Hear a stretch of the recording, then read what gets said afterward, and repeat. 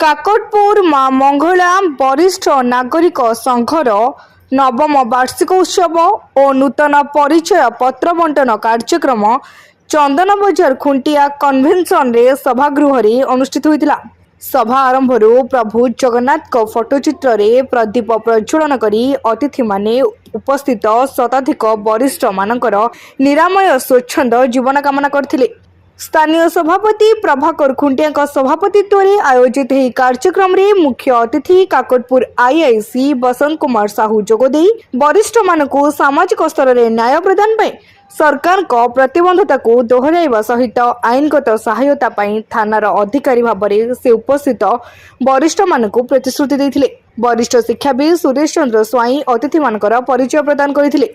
संपादक क्षेत्र मोहन दास संपादकीय विवरणी पठन करथिले।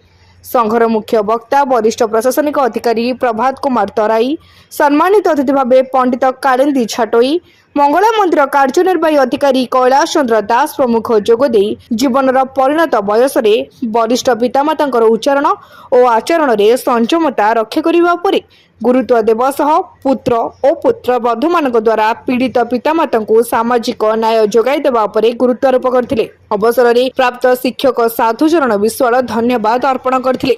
एही कार्यक्रम रे जोग दैथिबा शताधिक वरिष्ठ नागरिक मानकु पुरी जिला पुलिस अनुमोदन क्रमे वरिष्ठ नागरिक परिचय पत्र प्रदान करा जायथिला।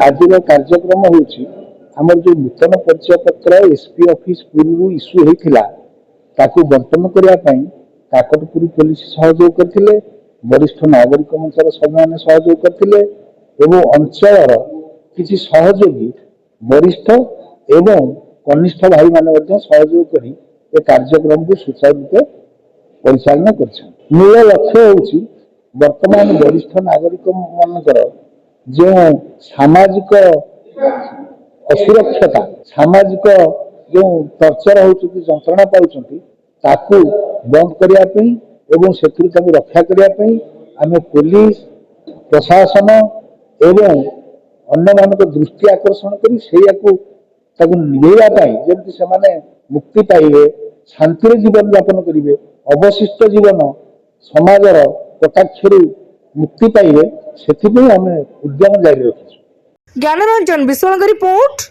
तीर्थक्षेत्र लाइव।